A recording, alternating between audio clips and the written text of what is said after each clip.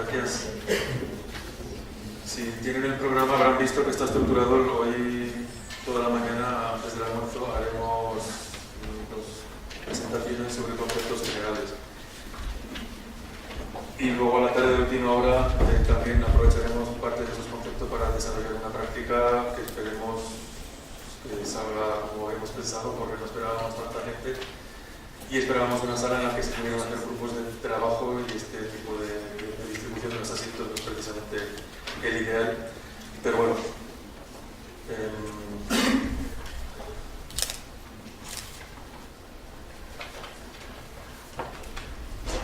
Voy a tratar de explicar los principales conceptos que han ido surgiendo durante esta última prácticamente 2 décadas. Entonces es importante considerar que se lleva trabajando en esto muy intensamente, pero poco tiempo. No es la misma situación que ocurrió con el tema de la biodiversidad. Ahora mismo todo el mundo es consciente del término biodiversidad y lo utiliza frecuentemente. Pero eso surgió en los años 80. El término biodiversidad empezó a partir de los años 90, pero se ha desarrollado conceptualmente junto con nosotros que vamos a ver, con conservación y patrimonio geológico, el desarrollo de la gestión en la última década prácticamente. Entonces está en marcha el avance de los conocimientos y directamente pues podemos decir que estamos innovando un poco sobre la marcha y estableciendo pautas que van a servir para el futuro a mucha gente en muchos países. Entonces, nuestra contribución es pues, tratar de difundir y de consensuar este tipo de conceptos para que todos hablemos de lo mismo y nos entendamos, ¿no? Luego, detrás de mí hablará Luis Carcavillas sobre el tema de inventario, legislación, gestión y uso público.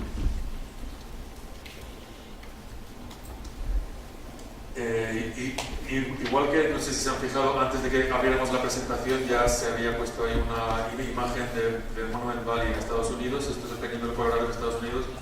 Ambos son lugares emblemáticos en los que está clarísimo que la geología forma parte del paisaje y además, en concreto, bueno, voy a poner algunos ejemplos, simplemente son en una votación que se hizo sobre los lugares, las 7 maravillas del mundo, las maravillas naturales, no de tipo cultural, pues una de las que se seleccionó era esta, el Gran Cañón del Colorado. Otra que se seleccionó, por ejemplo, fue de los relieves de la zona de Río de Janeiro, también emblemáticos, o el Everest. Entonces, esto, o sea, inconscientemente existe por parte de la mayor parte de la población una asignación de un valor a ciertos elementos del paisaje que se consideran como muy importantes o como emocionalmente y también por el conocimiento que nos otorgan. Eso es lo que vamos a ir desarrollando con más detalle a lo largo del curso. Entonces, para ello, para poder entender de dónde surgen esas valoraciones, conviene tener en cuenta pues, el bagaje genético que nos conduce a llegar a esas conclusiones, ¿no? Si yo, cuando hacemos una pregunta a la mayoría de la gente en la sociedad, ¿qué es la naturaleza?, la mayoría de la gente suele pensar en el campo, las flores, los animales, las plantas, ¿no? Y eso tiene su porqué. También es el instinto de supervivencia. Han sido millones de años de la evolución de una especie condicionada a un tipo de parámetros que permiten que sobrevivan unos y que no sobrevivan otros. Entonces hay un ecólogo que ya murió en los años 80 de la Universidad Autónoma de Madrid, Fernando González Bernaldez. Los que han estudiado ecología puede que les suene el nombre, González Bernaldez.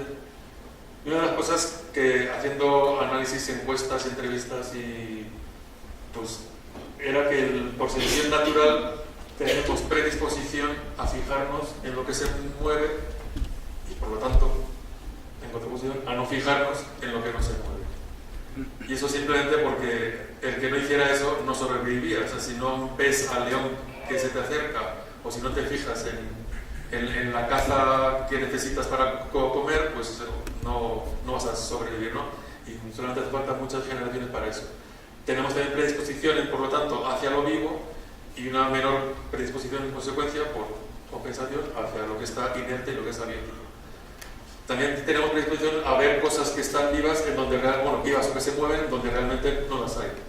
Cuando yo enseño esta foto, hay muchos que enseguida verán una cara, ¿no? Cuando todo el mundo sabe que los árboles no tienen cara, pero a pesar de eso, vemos una cara.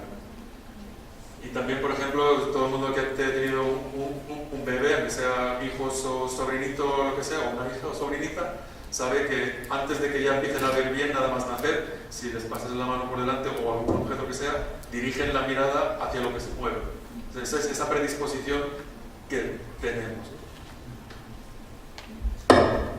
También, de igual manera, cuando enseñamos esta imagen y yo pregunto ¿qué es lo que ves ahí? Sobre todo si es un grupo de niños, por ejemplo, lo primero que dicen, un gato. Y entonces les dices, bueno, pero vamos a ver, ahí hay más cosas además de un gato. Entonces dicen, árboles. Y luego ya, pero bueno, pues si hay algo que es evidente, entonces ya lo último que se les ocurre ya es una montaña. Pero es para que vean esa predisposición que tenemos, ¿no? Que está un poco embebida en nuestros genes y que es lo que nos hace, también nos condiciona a tener esas opiniones o predisposiciones que han hecho que tradicionalmente pues, los elementos geológicos no sean a lo que más le demos esa importancia. Pero los elementos geológicos también forman parte de la naturaleza, eso es innegable, es el resultado de procesos naturales, de procesos geológicos, y siguen siendo elementos naturales, aunque ya hayan sido modificados por el hombre, por ejemplo, por la sociedad, ¿no? Esto que vemos aquí, una valla, la valla en sí no es natural, es un elemento cultural, lo han hecho personas, pero tiene elementos naturales, elementos geológicos, elementos abióticos inertes, como pueden ser los cantos de cuarcita o los granos de arena que están en el cemento, o el propio cemento que está hecho también con componentes de la gea modificados, ¿no? Entonces, hay elementos naturales que se utilizan para hacer elementos culturales. Pues esto es importante a tener en cuenta. Y que siguen siendo elementos naturales, el material, aunque luego haya sido modificado por esos elementos naturales geológicos, forman parte de nuestro entorno, igual que la vegetación y que la fauna. Y algunos pues los aprovechamos. Hay algunos que sí que podemos considerarlos como renovables, por ejemplo el agua, los que están metidos en ciclos que se van renovando, ciclos que a escala geológica, pues a escala humana podemos considerar. En cambio, por ejemplo, la explotación de un granito pues se puede considerar de un material no renovable. La mayoría de los elementos geológicos que vamos a ver los consideraremos no renovables porque no podemos esperar millones de años a que se vuelvan a dar las mismas circunstancias. En cambio, el agua tiene un ciclo que sí que permite ese tipo de renovación. Como todos sabemos, pues a lo largo de la existencia de la humanidad, pues los elementos geológicos han sido utilizados, aprovechados. Aquí vemos el alcázar de Segovia o los materiales que se han utilizado durante las fases. Por ejemplo, ayer cuando estábamos en el Museo del Oro, pues está clarísimo en la metalurgia, o sea, el aprovechamiento de un elemento de la gea que ha revolucionado pues el desarrollo de la sociedad, ¿no? Las cosas que se pueden y que no se pueden hacer, el comercio, etc. O en esta imagen vemos aquí unas salinas que hay en la zona central de la península ibérica, donde tradicionalmente se explotaba el agua subterránea salada, se sacaba las balsas y se obtenía la sal por evaporación. Pues ese recurso se va aprovechando y ha sido lo que ha facilitado una serie de evoluciones de las diferentes sociedades a lo largo de la historia, y también cuando se acababan los recursos, pues se acababan algunas de esas civilizaciones. Eso hay un montón de ejemplos a lo largo de la historia de la humanidad. También es evidente que algunos elementos geológicos y algunos procesos, aparte de los daños que no pueden hacer, pero cuando no estamos directamente implicados en el daño, nos causan mucha impresión y respeto y admiración. Incluso tanto como para que haya comunidades que consideren, por ejemplo, sagrados los volcanes o consideran que los terremotos sean como una acción divina. Entonces, eso es, bueno, es un aspecto más, pero lo que está claro es que a la mayoría de la población hay ciertos elementos geológicos que les parecen atractivos y bonitos, ¿no? Como puede ser.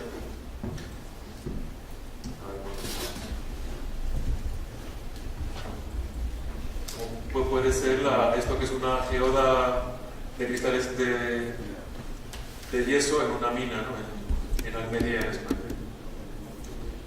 Entonces hay cosas que nos parecen espectaculares, únicas, bonitas, atractivas, raras, y por eso le damos mayor importancia. Y también hay algunos elementos geológicos que nos gusta conservarlos para que también no solamente nosotros, sino también nuestros hijos, nietos y quien venga por detrás puedan aprovecharse de ello, puedan obtener conocimiento de ello, disfrutarlo, y además deberíamos considerarlo así como un préstamo que nos hacen las generaciones futuras, ¿no? Y por eso existen los museos, como el que tenemos aquí, como el que existen en todas las sociedades, ¿no? Se consideran pues que sean representativos, que sean cosas raras, únicas, y que sea útil para la ciencia, que haya alguien más que pueda aprovecharlo y que esa ciencia luego pueda utilizarlo pues para beneficio de la sociedad. En este caso, pues un meteorito que hay una réplica en España, pues eso nos da información, algo ha pasado, nos da información sobre el origen del sistema solar, que es parte de nuestro origen, comprender nuestros orígenes. Bueno, eso es que sirve como introducción, y ahora voy a mencionar estas 5 nuevas geos, que nos llamamos las nuevas palabras relacionadas con el prefijo geo, que como decía antes ha surgido en las 2 últimas décadas y que pues para mucha gente recién llegada al tema o que las escucha en los medios de comunicación, y ya hemos comprobado que hay muchos periodistas que realmente tampoco las entienden porque luego vemos que las usan mal, entonces de ahí se transmite un mal concepto y bueno, una de las cosas que esperamos poder conseguir es unificar los criterios al respecto, ¿no? Entonces lo que está claro, han surgido también como paralelos a lo que los mismos términos que se utilizan en la parte biótica, en la parte de la biología, de la biodiversidad y de la otra parte viva del patrimonio natural. La geodiversidad, pues la variedad de elementos y procesos abióticos, esa variedad que luego desarrollaremos con un poco más de en qué consiste, ¿no? Y cómo se determina. La geoconservación, todo lo que hacemos para promover esa conservación, que pueden ser pues, estrategias, programas, acciones, todas esas actividades que hacemos, que es en paralelo pues, a los tipos de actividades que se hacen para conservar la parte viva, las especies, los hábitats y ecosistemas. El patrimonio geológico, ahora veremos en detalle también, pero queda claro que es una selección de los elementos y procesos que nos resultan de interés, y hacia ellos es a los que dirigimos la geoconservación. El geoturismo, un turismo que está específicamente enfocado a los elementos y procesos abióticos, naturales. O los geoparques, por ejemplo, un tipo de figura, un marco de gestión para facilitar esa geoconservación. Luego veremos también a lo largo de esta semana pues, las peculiaridades que tiene el geoturismo y geoparques. Ahora por la mañana veremos estos conceptos. La geodiversidad, pues, como decía, esa variedad de elementos geológicos que hay en un territorio. Es importante que siempre nos referimos a un territorio, igual que si hablamos de biodiversidad, no decimos la biodiversidad, van a decir de dónde, de qué, para saber si es alta o baja, te van a saber a qué lugar nos estamos refiriendo. En esta sala tenemos una biodiversidad limitada, habrá insectos, ácaros asociados a las alfombras, que eso todos sabemos, y luego tenemos, en cuanto a vertebrados, muy pocos, una sola especie, espero. Entonces, por eso, pues, en función del territorio al que nos referimos, va a variar esa diversidad natural. En este caso estamos hablando de la diversidad geológica, de la geodiversidad. Químicos, pero también los procesos biológicos influyen en el desarrollo de suelos, en la edafología, como todos saben. Pues la hidrogeología, las formas del relieve, la geomorfología. Fijaros en una cosa, y es que los fósiles son elementos geológicos y los estudia la paleontología.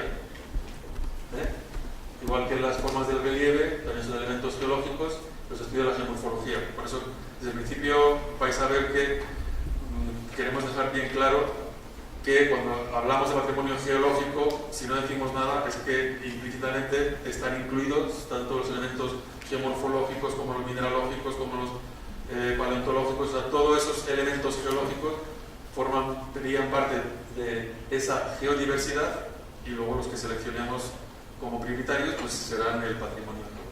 Entonces, esta variedad de elementos, que es el producto y registro de la evolución de la Tierra, que es lo que llamamos la geodiversidad. E insisto en lo del registro. Geodiversidad también, no solamente igual que la biodiversidad a una escala, o sea, en un territorio, sino a una escala. No es lo mismo cuando hablamos de biodiversidad bacteriana que biodiversidad de vertebrados o que biodiversidad vegetal. O sea, hay que especificar a qué grupo nos estamos refiriendo. Pues de la misma manera, cuando hablamos de geodiversidad, aquí estoy con principios en una excursión que hicimos, y veis que hay diversidad de formas en las calizas. También hay diversidad en la estratificación y en los cantos. Aparentemente son todos iguales, pero si los vemos de cerca, veis que hay algunos más laminados, pero es que si entramos dentro de cada uno de estos cantos y de los minerales, veremos que hay incluso que cada banda tiene diferente composición química, isotópica, y gracias a eso también obtenemos información. No es lo mismo, o sea, las informaciones que se puede obtener de las cuevas, por ejemplo, esto probablemente sea un espeleotema asociado a una cueva que había en la zona y que ha quedado exhumada durante la erosión. Pues aquí hay información escondida, digamos, es el registro de las cosas que han pasado, igual que los estratos. Entonces, esa información que obtenemos es lo que hace que tengan interés científico la mayor parte de los elementos geológicos. Esa información que obtenemos y que luego nos sirve para poder aprovechar en el futuro de la forma que sea, ¿no? Sabiendo dónde no hay que invertir dinero, por ejemplo, para explorar, o dónde sí que hay que invertirlo porque va a ser más rentable, o dónde tengo que ir a buscar, o dónde no debo hacer las casas porque se me van a inundar, o o cómo las tengo que hacer para que el terremoto no les afecte más. Esa información geológica que nos es útil está, digamos, escondida, es lo que hay que leer en ese registro geológico, de la misma forma que en la registraduría que le llaman aquí. O sea, que los registros civiles, ahí tenemos guardada una información y acudimos a ella cuando hace falta.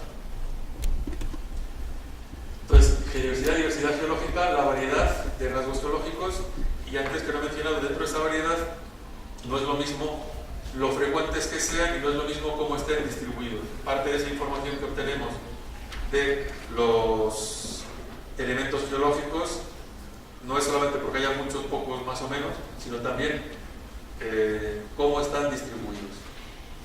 Entonces, hablamos de unas entidades físicas, las formaciones geológicas y minerales, habrá que especificar a qué nos estamos refiriendo, con unos límites concretos para poder discernir unas de otras, y que son un resultado de uno o varios procesos geológicos. Eso ya el especialista será el que tendrá que decidir pues, cuáles han actuado antes, cuáles han actuado después. A veces puede haber procesos que los procesos posteriores han borrado, procesos anteriores, y que hay que interpretar con más cuidado, etc.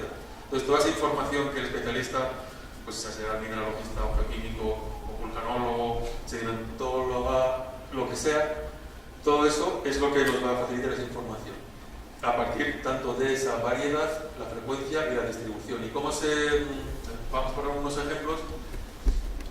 Variedad, pues es más o menos evidente. Aquí tenemos menor variedad, aquí tenemos mayor variedad. O sea, diferentes cosas con unos límites. Pues en el caso de la derecha hay más elementos diferentes. Aquí, si hacemos una caminata por esta parte de aquí, pues vamos a encontrarnos siempre lo mismo, ¿no? Pues cuando hablamos de esta sala, la variedad de especies, la diversidad genética de vertebrados en esta sala, suponemos que es bastante baja. La frecuencia. Tenemos un ejemplo de escasa variedad en ambos casos, pero fijaros que aquí tenemos, si hacemos un recorrido, vamos a encontrarnos frecuentemente con algunos elementos en un sentido o en otro. En cambio aquí, por ejemplo, podemos hacer un recorrido y que no cambie, ¿no? Entonces, la frecuencia con la que nos encontramos sobre el terreno un tipo de elementos también nos va a cambiar la interpretación que hagamos después de esa diversidad. Y también la distribución, cómo estén colocados, cómo estén distribuidos. Esa es otra información que es útil y que afecta a esa diversidad que no solamente va a ser, como he dicho, de variedad y frecuencia, sino también de cómo están distribuidos. Y eso lo veremos luego esta tarde en la práctica. Y luego hay ejemplos, pues cuando ya pasamos a la cruda realidad, como se llama, pues, por ejemplo, aquí tenemos de baja diversidad, solamente encontramos dos elementos diferentes a la escala que estamos representándolo, y una baja fragmentación, o sea, la poca variedad, poca frecuencia, y la distribución no varía tanto. Entonces, pues en una zona, un macizo granítico, por ejemplo, podría ser este, o un relieve, pues que es el único que hay en un territorio. Un ejemplo de baja diversidad, o sea, pocos elementos diferentes, pero alta fragmentación. Esos elementos están distribuidos de formas muy diferentes y nos encontramos con diferentes frecuencias según cómo hagamos el recorrido. Es lo que vemos aquí algunos ejemplos, cuando hay muchos estratos muy diferentes, pero pueden ser estos de aquí, y que tienen esa distribución variable, esa frecuencia variable, pero con escasa diversidad. Y luego tenemos territorios que pueden ser más complejos, añadiendo según vayamos viendo pues, los otros elementos, otros procesos, otras estructuras que nos van aumentando la diversidad, y que pues, según cómo están dispuestos en este caso, pues veis que podemos hacer un recorrido en un sentido, como veremos luego en las prácticas, y no salir de la misma unidad. Entonces, este tipo de parámetros hay que tenerlos en cuenta a la hora de considerar la geodiversidad. Aquí un ejemplo de lo que puede ser una alta diversidad y una alta fragmentación, que sería una zona más compleja geológicamente. Entonces, en estas zonas va a haber más información disponible para la interpretación de lo que haya ocurrido, y en otras zonas pues, puede haber solamente un proceso o dos que son los que podemos interpretar. Entonces, esa diversidad es lo que también nos va a dar ese potencial de información que podemos obtener en un lugar. Y esto es importante, o sea, la geodiversidad se refiere a todos los elementos, tanto los que tienen valor como los que no lo tienen. O sea, no podemos decir que todo tiene interés, hay unas cosas que tienen más que otras, en el sentido de que no podemos enfocar nuestros objetivos de conservación a todo. Para eso, para la conservación de la parte que nos interesa, que es el patrimonio geológico y la mayor biodiversidad, es lo que llamamos la geoconservación. O sea, todo lo que hacemos para tratar de conservar esos dos elementos, la alta geodiversidad y el patrimonio geológico. Supongo que todos también son conscientes de la diferencia entre, no sé si aquí en Colombia tienen ese concepto, diferencia entre conservación y protección. Generalmente nosotros consideramos la conservación es el objetivo, o sea que las cosas duren en el tiempo, y el medio que utilizamos es proteger. O sea, protegemos para que las cosas se conserven. La conservación es el objetivo y la protección es una de las formas de hacerlo. Es como el ejemplo que suelo poner siempre es el de las latas de conserva, una lata de sardinas que compramos en la tienda. Queremos que se conserve, por eso se llaman latas de conserva, queremos que se conserve para el futuro, queremos dentro de 1 año, 2 años, porque algunas duran 5 años sorprendentemente, se conserva gracias a que es un ambiente protector. Hemos creado una protección de los elementos que nos interesan, que son las sardinas, los protegemos y conseguimos nuestro objetivo, que era conservarlo para el futuro. Eso es lo que hacemos pues en este caso con la conservación de la naturaleza en general. Conservamos las cosas para el futuro. Y para eso pues establecemos medidas de conservación. Todas las acciones que hacemos, planificación, uso, gestión, para que se preserve en el tiempo las cosas que nos interesan. Estoy hablando aquí de pues, conservación en general, o sea, esto le valdría también a un arqueólogo, le valdría al bibliotecario, lo que sea, ¿no? Que establecemos las medidas de protección porque queremos que las cosas se conserven. Y para esa protección es por lo que se establecen las normas, como este decreto que hablaremos luego, o la legislación que se hace en cualquier país, ¿no? que permite y obliga a hacer esa conservación, porque a veces las personas, pues como que si no nos recuerdan las cosas no las hacemos, depende ya de cada uno, pero para una sociedad, pues para eso se establecen las normas y las legislaciones, para conseguir que tenga un futuro viable en la sociedad. Entonces vamos a ver entonces ahora el patrimonio geológico.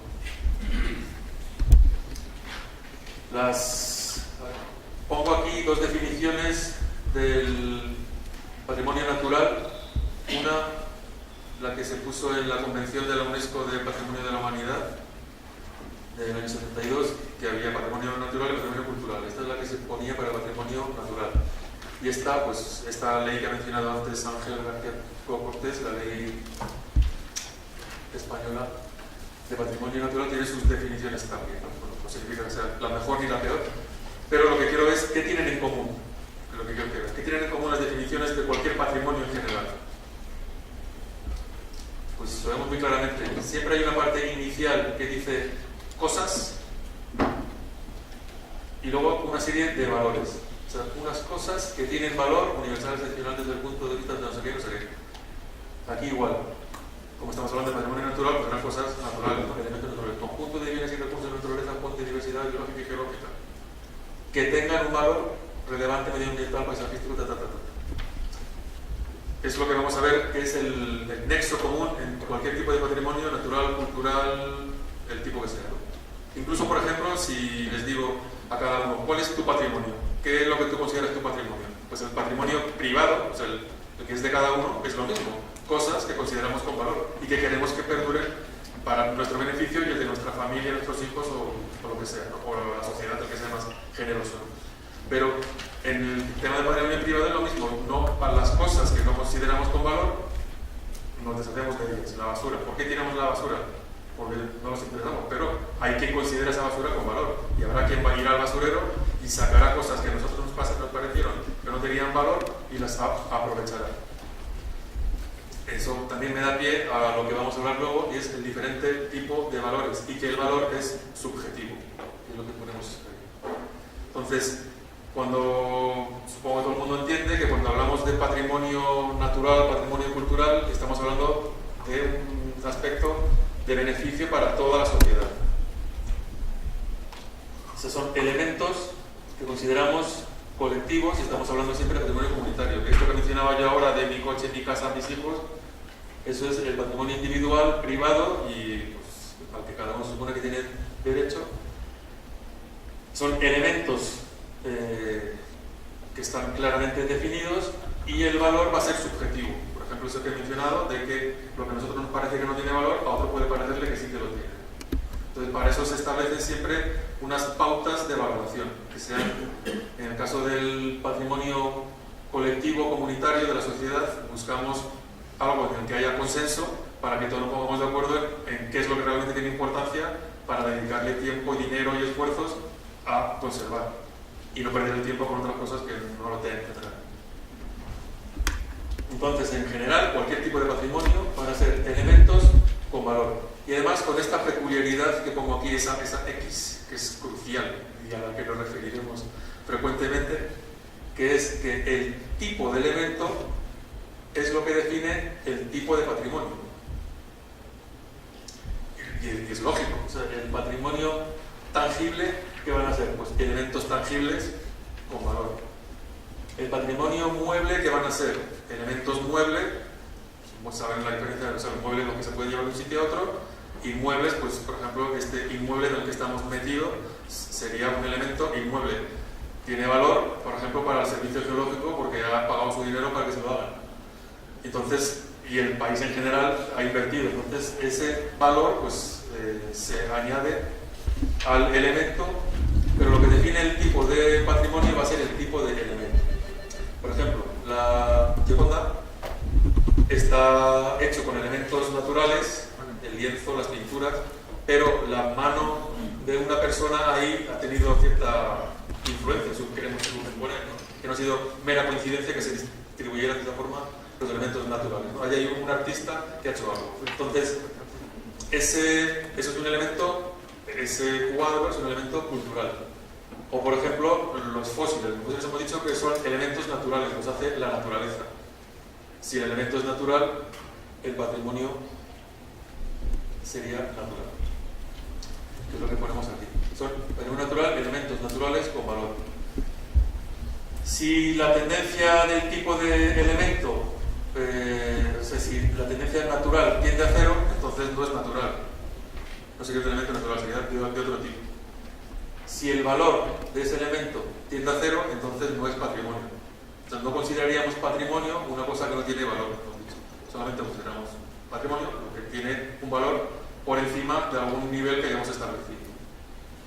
Patrimonio geológico, entonces serían elementos geológicos con valor. Esto no tiene que ser cero para que se considere patrimonio. Tiene que tener un valor determinado, que ya lo estableceremos.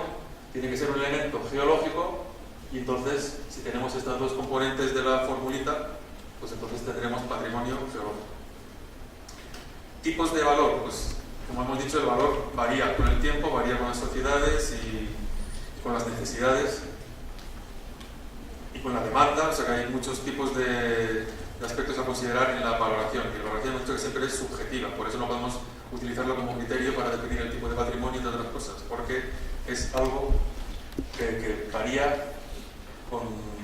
Pero entonces vamos a ver los diferentes tipos de valor que se asignan, pues intrínseco, las funciones que cumple para los sistemas y la sociedad, de interés científico, que es esta información que obtenemos que nos permite predecir y actuar de ciertas maneras, interés pedagógico didáctico, estético paisajístico, cultural histórico, místico, religioso, folclórico, siempre va a ser en función de los beneficios que obtengamos, del interés que va a tener, va a depender de ese uso potencial que nos va a beneficiar, ¿no? Por eso queremos conservarlo para beneficio de nuestro y de los que vengan detrás, en el caso del patrimonio de una sociedad, patrimonio público colectivo.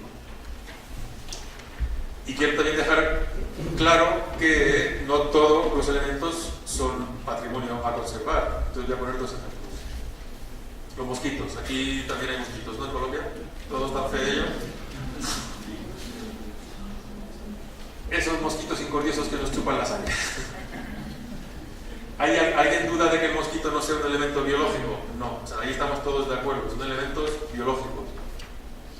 Pero ahora, ¿lo consideramos patrimonio? Para eso habrá que ver si tiene valor. O sea, ¿tiene valor el mosquito como para que no pueda destruirlo, para que tenga que hacer un plan de gestión para la conservación del mosquito de mi habitación? Pues tendremos que ver si es una especie en extinción o no, por ejemplo, que es lo que se tiene en cuenta en el caso de los aspectos biológicos, o forma parte de un hábitat que necesita una conservación o lo que sea. Pero en la mayoría de los casos siento comunicar, pues eso, que el mosquito no es patrimonio natural a conservar y entonces por eso todos usamos insecticidas, y hay elementos biológicos que no son patrimonio natural.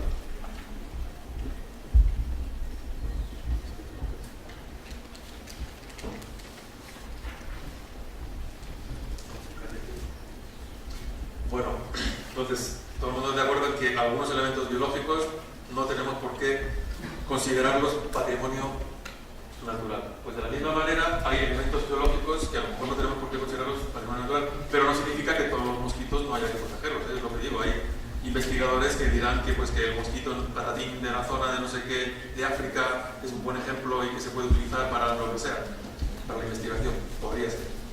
Otro ejemplo es este. Este es mi hijo hace ya unos años jugando en un parque. Se le llenan las zapatillas de arena hasta un extremo insospechado. Un día se nos ocurre vaciarlas y descubrimos que cada día se está llevando una cantidad de arena tremenda del parque. Imagínense miles de niños haciendo eso. El expolio es vergonzoso. ¿Cómo puede permitir el Estado el expolio de un material geológico a ese nivel, ¿no? ¿Qué es lo que pasa en este caso? Pues igual, el valor que le damos es cero o nimio, y entonces no lo consideramos patrimonio geológico. Esta arena en concreto, de este parque en concreto, no es patrimonio geológico. Y la conclusión también es que hay algunos elementos geológicos que no los consideramos patrimonio geológico. No todos tienen por qué ser objetivo de conservación. Pero eso no significa que todas las arenas ya podamos hacer lo que nos dé la gana.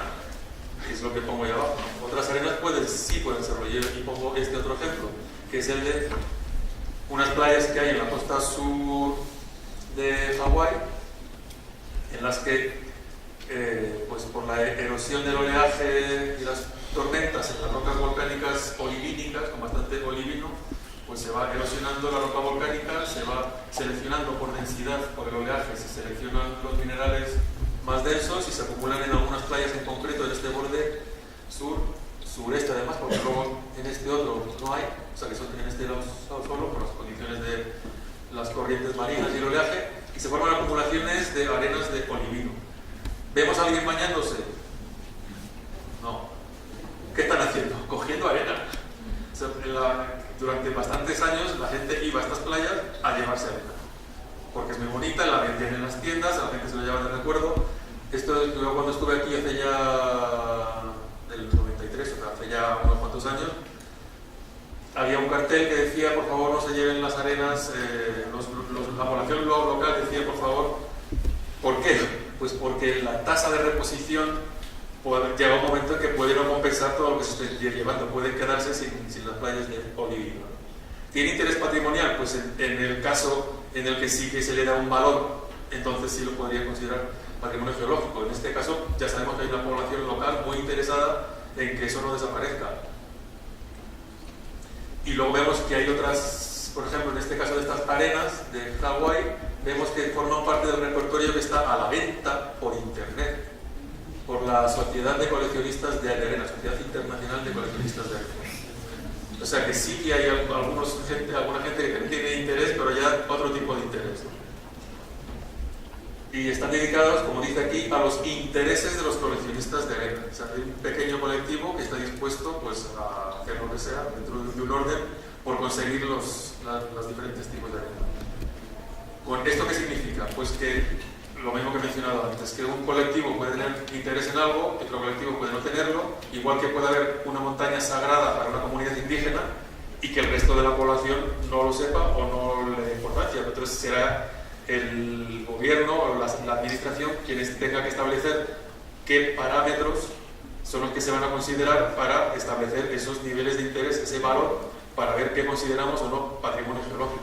Queremos suponer que el Estado, si valora, por ejemplo, en el caso de los países en los que hay comunidades indígenas, valorará también lo que son comunidades que forman parte de su población, lo mismo que valora.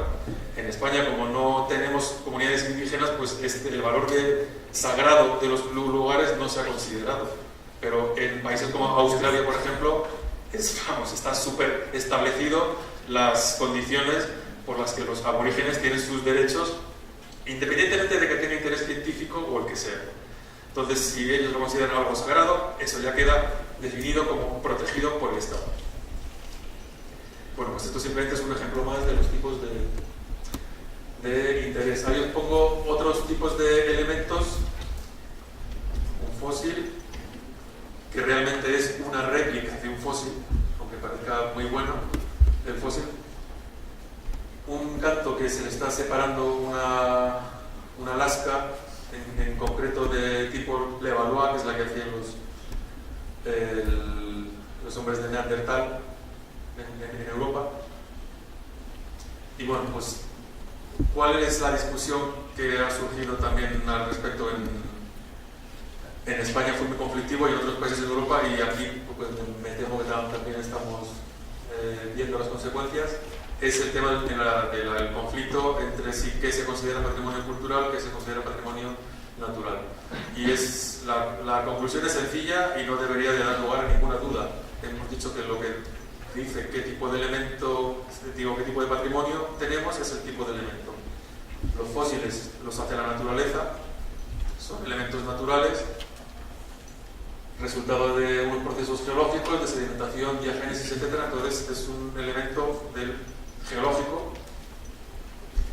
Los especialistas en fósiles se les suele llamar paleontólogas, y ellos serán los que nos dirán si tiene interés o no tiene interés como para considerarlo patrimonio. Si tiene suficiente valor, pues entonces sería patrimonio natural de tipo geológico, y dentro de los geológicos de tipo paleontológico.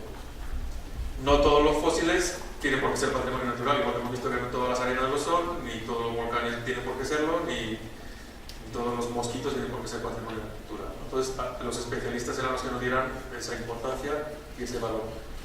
Pero lo que está claro es que el fósil nunca podría ser, nunca debería ser patrimonio histórico-cultural porque no es resultado de la actividad humana.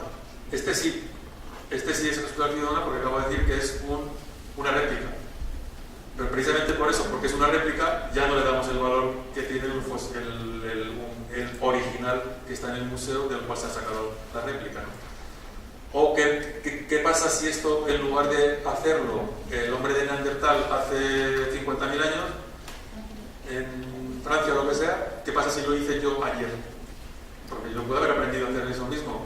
Entonces, como veis, aparte por un lado de que aquí tenemos un elemento geológico, que es la piedra, y un elemento cultural, que es la forma que se le está dando a esa piedra, ¿no? Entonces ahí estamos valorando dos cosas. Cuando sobre este mismo elemento, igual que sobre la valla que vimos al principio, la valla está hecha con elementos naturales, cada una de las piedras es un elemento natural, la valla es un elemento cultural. La lasca con esta forma es un elemento cultural que está hecha de un material natural, que es la piedra, ¿vale? No sé si todo esto queda claro, espero que sí, si no vamos a tener tiempo a lo largo de estos días de discutirlo y reflexionar sobre ello, lo que haga falta. Aquí, por ejemplo, hay otro lugar, el Stonehenge en el sur de Inglaterra, piedras, no cabe duda, pero con una disposición concreta, una orientación concreta que se interpreta pues que había gente que sabía cómo orientarlas y cómo colocarlas, aparte de levantarlas y aparte de que han sido traídas desde otros lugares para poder predecir cuándo era el equinoccio y el solsticio, etc. Entonces, esa ubicación concreta es de origen cultural. La piedra, el elemento piedra que se ha utilizado son elementos naturales. Ahí lo que se valora en el Stonehenge es la parte cultural. La composición de la piedra supongo que a los arqueólogos les da igual. Bueno, no les debería dar igual porque va a afectar a la conservación para el futuro. O sea, el tipo de medidas que tomen para que se conserve tendrán que tener en cuenta el tipo de material. Pero sobre todo es lo que les interesa es la ubicación concreta y de que no se cambie ni se modifique esa ubicación porque entonces ya no haría su efecto relacionado con la astronomía. Entonces, en conclusión, los fósiles no pueden ser patrimonio histórico-cultural, son patrimonio en caso de que sean de interés. En caso de ser patrimonio a conservar, sería patrimonio natural, geológico, paleontológico. El problema tradicional, clásico de años anteriores, de hace décadas, ¿cuál ha sido? Pues confundir el elemento con el valor. En lugar de haber considerado el tipo de elemento para definir el tipo de patrimonio, que es lo que se debería hacer, han considerado el tipo de valor para definir el tipo de patrimonio. Y eso no es lo que se debería hacer, ¿vale? Bueno, entonces el patrimonio geológico, como he mencionado antes, hay diferentes tipos de interés, que como he dicho, el interés viene indicado por el uso potencial, el beneficio que puedo obtener yo en el futuro, pues ese interés, en el caso de los elementos geológicos, suele ser el científico el más considerado, el didáctico también, de poder transmitir esa información científica a las nuevas generaciones, el disfrute que podemos obtener de ello, que es el interés estético, recreativo. Hay lugares que son tradicionalmente, pues hay asistencia para diferentes actividades recreacionales, y otros aspectos que se tienen en cuenta: la abundancia, rareza, representatividad y singularidad, el hecho de que sean cosas únicas, el único ejemplo o el más del que mejor se ve algo, ¿no? Que es lo que vamos a ver ahora enseguida un poco más adelante. Entonces, esta es la definición que apareció, como he mencionado antes, de patrimonio natural en la ley española. Y también había una definición de patrimonio geológico que no es la mejor ni la peor, o sea, las hay. Simplemente era pues considerar los diferentes tipos de valor que permiten conocer pues ese interés científico, el origen de la Tierra y la su evolución, lo que ha dado lugar a los relieves, lo que ha ocurrido en el pasado en cuanto a los climas, por ejemplo, nos ayuda a entender el cambio climático actual o el origen y evolución de la vida, cómo se ha llegado a las especies de los planetas que tenemos actualmente, ¿no? Entonces, hay algunas características concretas que otros, por ejemplo, en la parte abiótica, en la parte viva del patrimonio natural no siempre se consideran, y en el caso del patrimonio geológico sí, son valores muy importantes. Por ejemplo, la capacidad de explicar la historia geológica de una zona. Hay lugares que nos interesa preservarlos porque nos ayudan a entender qué ha ocurrido en un lugar a lo largo del tiempo geológico, millones de años, qué ha pasado ahí. ¿Y cómo lo sabemos? Por ese registro, como el que mencioné antes, igual del registro civil. ¿Cómo sabemos cuando nos toca demostrar cuándo nacimos, cuándo murió mi abuela para poder cobrar la herencia, lo que sea? Pues ese interés que tenemos en esa información nos interesa que se quede bien conservado en algún sitio. En el caso del registro civil es un edificio que tiene su base de datos, y en el caso del patrimonio geológico, pues otra base de datos que tenemos ahí y que queremos conservar algunos lugares donde se vean bien esa información. También la importancia de la exposición. Hay unos lugares que se verán mejor que otros, entonces nos interesan aquellos en los que se vean mejor las cosas, que estén mejor expuestos para que pueda ser observado e interpretado. Y otra de las peculiaridades del patrimonio geológico es la que mencioné antes, el hecho de que la mayoría de los elementos geológicos son de naturaleza no renovable. ¿Esto qué significa? Pues que una vez que se pierde, ya no hay vuelta atrás. O sea, no podemos hacer un plan de recuperación del águila imperial, o como hacen en España, que ahora mismo hay mucho conflicto con los lobos, con los linces, porque quedan muy pocos, y hay planes de recuperación de estas especies. Si perdemos un yacimiento paleontológico, por ejemplo, no podemos establecer ningún plan de recuperación. O sea, se pierde, se perdió. Para siempre, y con la responsabilidad de que se ha perdido para todas las generaciones futuras. Bueno, entonces hay estos aspectos que voy a mencionar ahora, también a considerar, que hablaba de la representatividad, singularidad. Uno de los clásicos que se utilizó mucho, sobre todo por ejemplo en la declaración de los primeros parques nacionales a finales del siglo XIX y principios del XX en Estados Unidos, en Europa, Canadá, en Australia y tal, era singularidades geomorfológicas paisajísticas, algo espectacular.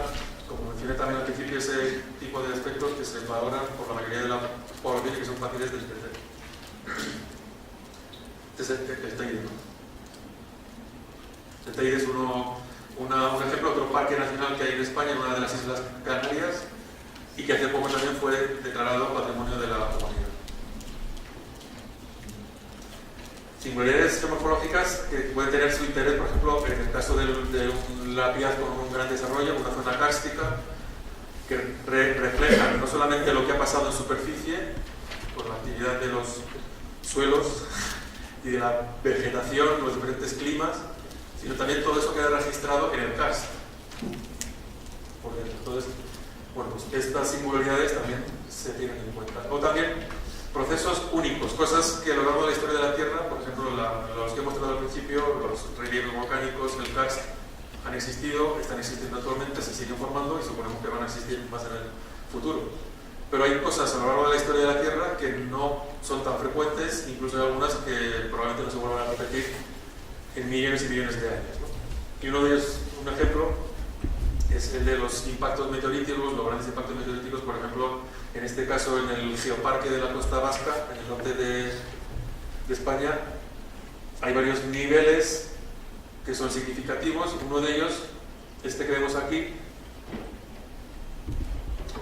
en el que se registra lo que ocurrió en el cambio que hubo tanto en los fósiles, tanto los fósiles que hay por debajo como por encima, se ve ese cambio en la vida que ocurrió entonces, pero también aquí está reflejado la influencia de ese impacto meteorítico, la anomalía de iridio, los otros platinoides que están ahí con un alto porcentaje significativo que no se encuentra en otros lugares y que nos evidencia pues, que realmente sí fue un impacto meteorítico. Pues estos procesos únicos interesan en algunos lugares conservarlos. Otro tipo de aspectos que tienen interés con el patrimonio geológico es los lugares que se utilizan como modelos, que suele ser en donde mejor se ve una serie de procesos o una serie de elementos, ¿no? Los modelos. En el caso del cañón del Colorado, pues uno de los mejores ejemplos de cañones en el mundo, que es tanto parque nacional como patrimonio de la humanidad. Y en el que hay un registro geológico pues, de muchos millones de años, más o menos completo. Para cualquier investigador que quiera hacer un estudio ahí pues, de cómo se forma un cañón, de las fases que tiene la evolución, cómo se relaciona con la tectónica del entorno en Norteamérica, etc., pues ahí tiene un ejemplo muy bueno para estudiar. O el modelo uno de los que se parecieron como modelos para la disfunción columnar en basaltos, unas lavas coladas basálticas de rocas volcánicas que suelen dar estas formas de disyunción columnar por el enfriamiento y el diaplasado se rompen dando lugar a este tipo de columnas. En todo el mundo hay muchos ejemplos, seguro que Colombia lo sabrá, ¿no? Sí. Y bueno, de hecho este que es el de la calzada de los gigantes en el norte de la isla de Irlanda, pues es un clásico que ya se estableció en su momento, pero en el mundo hay ejemplos mucho mejores. Pero bueno, este es uno de ellos y es simplemente otro caso de modelos que se utilizan para poder estudiar y que quedan preservados para que todo el mundo pueda disfrutarlo y poder estudiarlo y entenderlo. Un ejemplo, o sea, otro tipo de elementos que se consideran son aquellos que se utilizaron para definir un proceso o un elemento por primera vez. No porque fuera el mejor, sino porque fue a lo mejor el más estudiado en su momento y se decidió utilizar ese como referencia. Luego puede haber cambiado, como es el caso, y dejar de utilizarse, pero como fue el primero históricamente, pues eso ya le da un valor en la historia de la geología. Pero sigue siendo un elemento natural, evidentemente, y lo tenemos en geología. Este es el caso de la caldera de Taburiente en la isla de La Palma, en las Islas Canarias, una isla volcánica, pero no es una caldera volcánica. Después de haber utilizado esto como un modelo para definir la caldera volcánica, resultó que hubo otros ejemplos mejores y vieron que este pues, no era realmente el prototipo ideal. Pero bueno, sigue siendo el primero en el que se definió y sigue siendo, y si se fijan en la literatura, los que utilicen términos y lean literatura de vulcanología, pues el término caldera lo usan los rusos, los japoneses y los ingleses, o sea y los chinos. O sea que la palabra caldera, así como en castellano, surgió del, como se llamaba aquí, a la caldera de Taburiente. O el lugar en el que se definió el concepto de la discordancia y el significado que tiene. Como ven aquí, esta línea de esta capa que están aquí paralelas y por debajo chocan contra esta. Pues el primer, en Siccar Point, el lugar donde por primera vez se definió eso, en Inglaterra, pues no es ni el mejor ni el peor, o sea, hay mejores y hay peores, pero bueno, ese fue el primero en el que se definió. Seguro también en Colombia habrá algunos ejemplos de discordancias, seguro, porque es mucha sedimentación tectónica a lo que da lugares a este tipo de estructuras. Y luego, un elemento importante del patrimonio geológico son los lugares que se establecen como patrones. Esto que para el turismo no podemos decir que sea la máxima ilusión de cualquier turista de venir aquí precisamente, supongo, ¿no? Nadie está diciendo vamos a ir a Chile, qué bonito, pues, pero hay investigadores en el mundo que están deseando venir aquí. ¿Por qué? Pues porque este es el estratotipo del límite areniense toarciense. O sea, cualquier investigador que esté estudiando la estratigrafía y la paleontología y la fanegeografía del Jurásico para este periodo, este va a ser su nivel de referencia. La Unión Internacional para las Ciencias Geológicas establece que dentro de todo el registro de la Tierra pues se buscan aquellos lugares que queden representados todas las transiciones a los diferentes periodos geológicos. Y entonces se reúnen comisiones para decidir en qué lugar es el que mejor se ven, y cada país quiere que los suyos sean los mejores. Y evidentemente lo que se valora no es que sean bonitos ni feos, lo que se valora es que te cumplan unos requisitos de ese registro geológico, de esa información disponible, en este caso sobre todo por los fósiles y por las diferentes litologías, o sea, las diferentes rocas estratificadas que van marcando esos cambios en los climas y en la fauna y flora que había en los mares del Jurásico, ¿no? Y por eso se decide establecer como estratotipo. Y esto tiene el compromiso del país de protegerlo como sea y a costa de lo que sea, porque va a ser la referencia mundial para ese periodo. Probablemente en Colombia también haya lugares que tengan mucho interés y cuanto más estudiados son, pues vendrán más profesionales a ver y a lo mejor deciden pues, que haya algún lugar que sea así de gran interés a nivel global.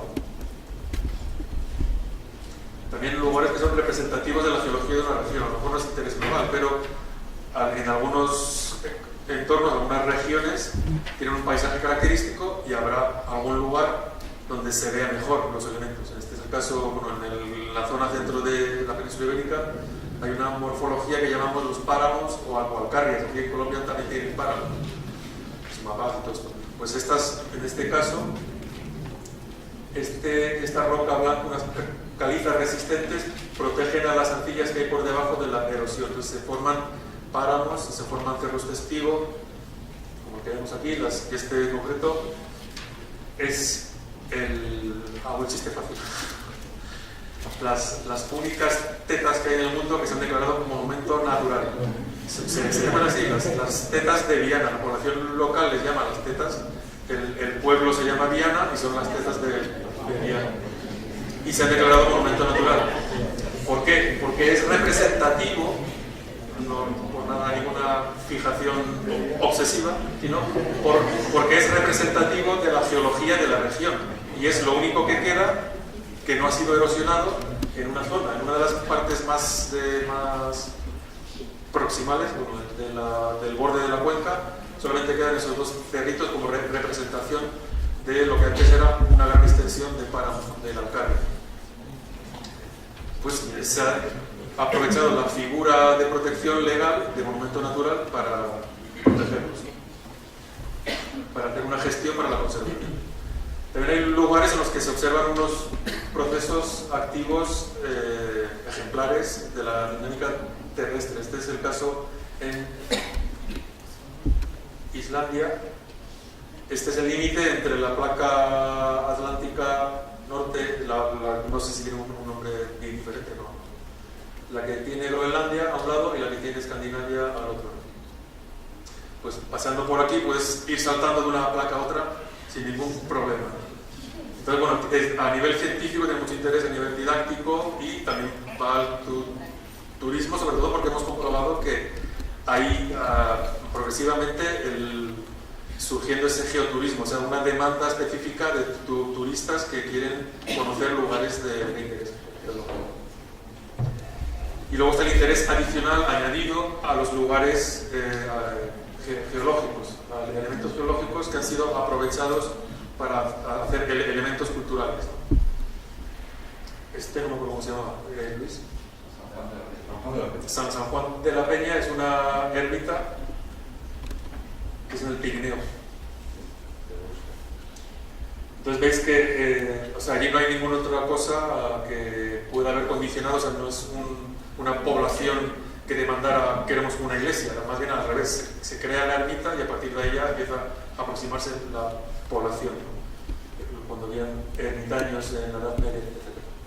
Pero está muy condicionada por un elemento geológico, igual que esto que es en Petra, en Jordania, pues las iglesias que están y templos que están excavados en la roca arenisca. Probablemente la roca arenisca por sí sola no sea de gran importancia científica, tendrá su interés regional, pero es gracias a elementos culturales asociados que pueden constituir un elemento geológico de interés. En este caso puede ser pues, por el interés religioso o carácter sagrado que se les da. En el caso de Colombia, pues igual hay comunidades indígenas, como mencionaba antes, que puedan tener lugares sagrados y que sean elementos geológicos. Seguirán siendo elementos naturales y si hay suficiente interés será patrimonio natural, en este caso de interés religioso. Y bueno, pues hay otros, aparte del religioso, pues hay elementos geológicos que se utilizan también como referencia, que son emblemáticos, que todo el mundo los conoce y que se utilizan como símbolo de comunidades. En este caso, pues para el estado de Utah, en Estados Unidos,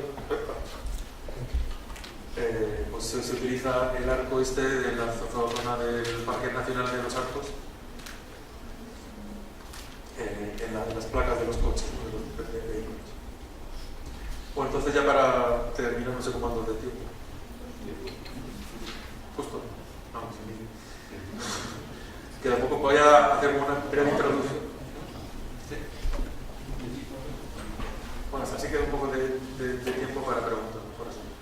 Objetivos principales que tenemos con el tema del patrimonio geológico y de la geoconservación, de arriba, asegurar la preservación de aquellos elementos que nos interesan. Tenemos que decidir entonces cuáles son, tenemos que hacer el inventario y tendremos que hacer la valoración para ver cuáles tienen más valor y cuáles tienen menos valor,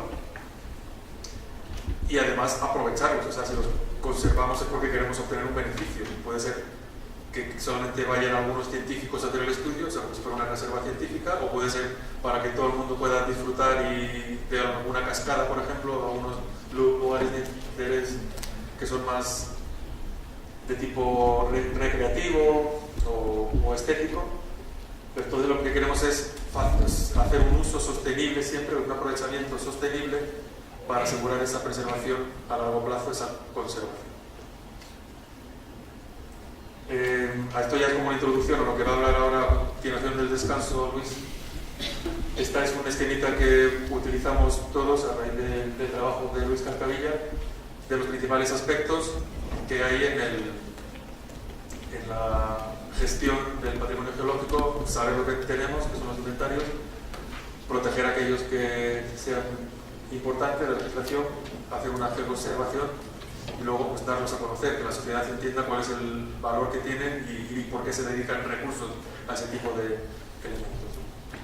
Entonces, bueno, solamente esto quizás lo hagas tú ya. Entonces cortamos aquí.